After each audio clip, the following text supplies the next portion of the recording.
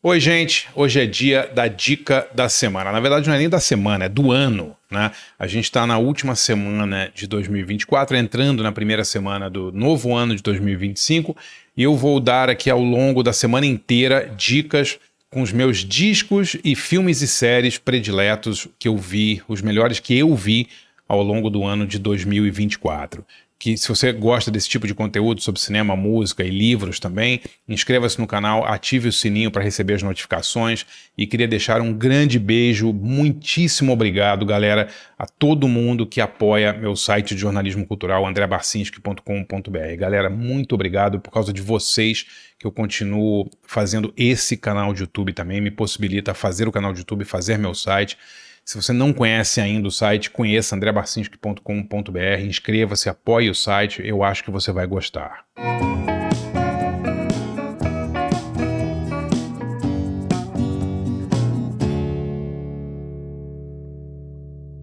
Bom, galera, hoje é segunda-feira, 30 de dezembro de 2024, e eu vou começar hoje uma retrospectiva que vai durar aí 5 dias, os próximos 5 dias, com os melhores discos, filmes e séries que eu vi em 2024. Então hoje a gente vai começar uma série de 3 vídeos com os 15 melhores discos que eu ouvi nesse ano, tá?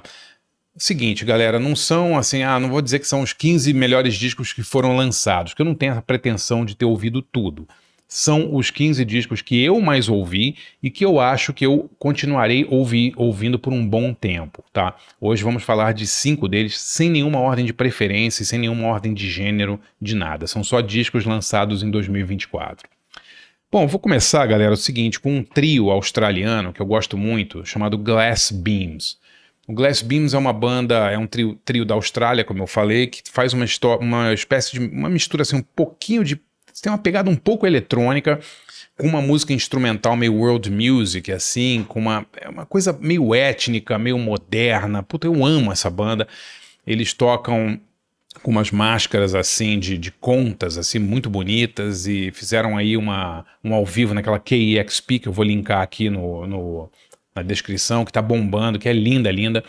E o Glass Beams é uma banda relativamente nova, tem uns 4 anos, só acho que eles surgiram ali perto da pandemia, e eles nunca lançaram nenhum LP, eles só tem 2 EPs, e esse ano eles lançaram um EP fantástico de 5 músicas, se não me engano, chamado Mahal. Ouça, porque é sensacional, uma coisa viciante, e quem já viu o Glass Beams ao vivo pirou, diz que a banda é incrível. Eu nunca tive a sorte de vê-los ao vivo, só vi em vídeo, tudo que eu já vi deles é sensacional. O segundo dos 5 discos de hoje, galera, é na verdade um disco que eu botei aqui também como um tributo, tá? Eu tô falando de To All Trains, o disco do Shellac, que é um disco póstumo, né? Porque o Shellac é formado pelo cantor e guitarrista Steve Albini, pelo baixista Bob Weston e pelo baterista Todd Trainer, né? Um grande trio que lançou um monte de discos maravilhosos aí nos últimos 20 anos. Acontece, galera, que o Steve Albini, grande Steve Albini, né? Produtor de Inútero do Nirvana, Surfer Rosa do Pixies, Rid of Me da PJ Harvey, discos maravilhosos do Breeders, da Kim Deal, do Godspeed You Black Emperor, trabalhou com Deus e o Mundo, morreu repentinamente aí no meio desse ano e deixou esse disco do Shellac pronto e em vias de ser lançado. Quer dizer, o disco, quando saiu agora no final do ano, ele virou um disco póstumo, né? Quase um tributo aí ao Steve Albini. Agora é sensacional, galera, não consigo parar de ouvir esse disco. Tem aquela coisa abrasiva, aquelas guitarras super pesadas do Steve Albini. É um disco absolutamente sensacional, como todos os discos que o Shellac lançou. Então, To All Trains é a minha segunda dica de hoje dos discos que eu mais ouvi em 2024. O terceiro disco dessa lista, galera, e lembrando que não tem nenhum tipo de ordem, eu não botei nenhuma ordem de preferência, ordem de lançamento, nada. Eu escolhi 15 discos que eu mais ouvi esse ano, e agora eu tô falando de 5 deles. O terceiro é um disco maravilhoso da Kim Gordon, chama The Collective. Quem é Kim Gordon? Bom, Kim Gordon durante, sei lá, 30 e tantos anos, foi a baixista, cantora e uma genial compositora da banda Sonic Youth, né? Ela fundou o Sonic Youth lá em Nova York, com o então namorado, depois marido, Thurston Moore.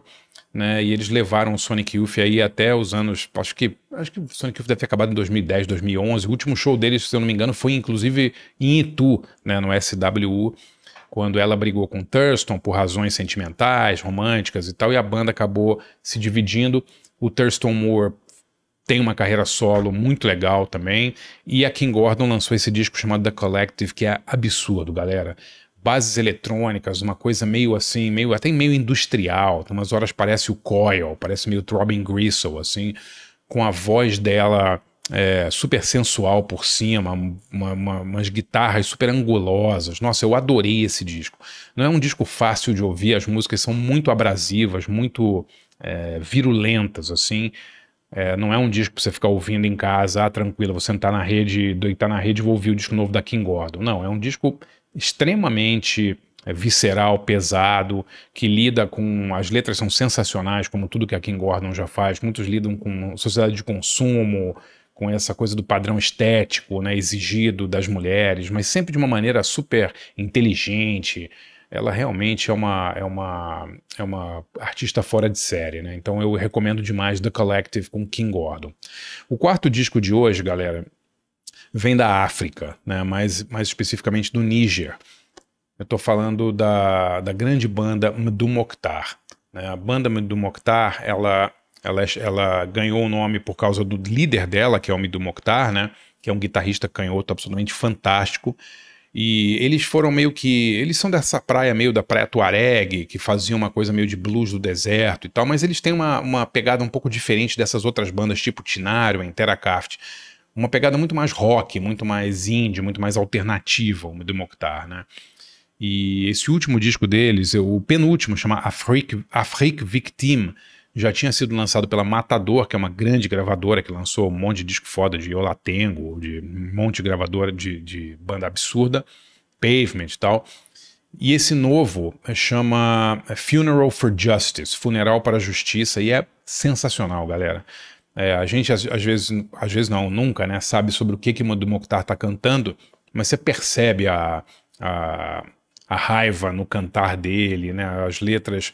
Quando você lê as letras depois traduzidas, claro, elas todas falam sobre diáspora, sobre o exílio, né? Porque eles são, essas bandas do norte da África, todos vivem, ou a grande maioria deles, em situações de conflitos sociais, de guerras civis e tal, e com o Mdou Moctar não é diferente. A banda ao vivo é absolutamente sensacional, tem um monte de vídeos muito legais dela no YouTube, eu recomendo que você procure. Então, o quarto disco de hoje é Funeral for Justice, de Mdou Moctar.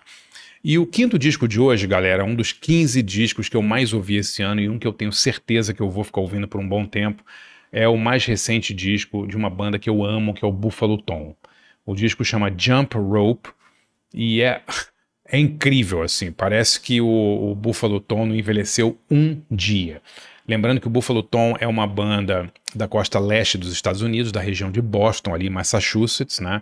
Eles surgiram na mesma praia, na mesma geração de bandas como Lemonheads, Bullet La Volta, Pixies, Dinosaur Jr., Juliana Hatfield, essa galera, né? São bandas que tem diferenças sonoras entre elas, mas elas habitam ali a mesma praia, né? Eu acho que o Buffalo Tom, o Dinosaur Jr., essas bandas, elas têm uma pegada meio Husker Du, assim, né? São muito influenciadas por essa mistura que o Husker Du meio que foi o pioneiro, né? Que é uma mistura do punk, do hardcore com uma coisa mais melódica, né? Essa coisa meio emo, meio emotiva, assim.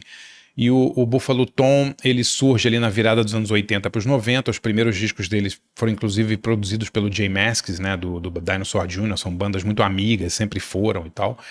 E eles se notabilizaram, é um trio, né, o Buffalo Tom, eles se notabilizaram por músicas super simples, diretas, com letras muito emotivas, com um refrão assim para você cantar junto. Eu realmente adoro o Buffalo Tom, sempre gostei. Nos anos 90 eles tiveram alguns hits aí de indie, rádio, né, tipo Tail Lights Fade, Summer e tal.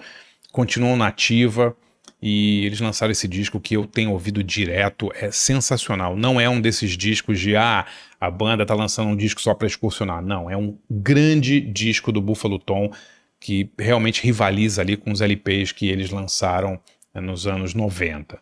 Recapitulando então, galera, os 5 discos que eu recomendei hoje. Mahal, o novo EP do Glass Beams. To All Trains, o CD, o LP póstumo do Steve Albini, seu Shellac. The Collective, novo LP da Kim Gordon e Sonic Youth. Funeral for Justice, da banda africana Medu Mokhtar, e o sensacional Jump Rope, do Buffalo Tom. Então é isso aí, galera. Amanhã a gente volta com mais 5 LPs para vocês. Se você curte esse tipo de quadro sobre cinema, música e literatura, galera, conheça lá, dê uma explorada no meu site andrebarcinski.com.br. Você pode entrar, pode explorar, pode ver todas as atrações.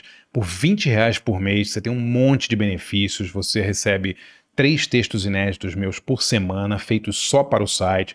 Você pode participar de debates, cursos, workshops com os assinantes do site, comigo. Você tem acesso a todo o acervo do site. Conheça lá andrebarcinski.com.br. Valeu, galera!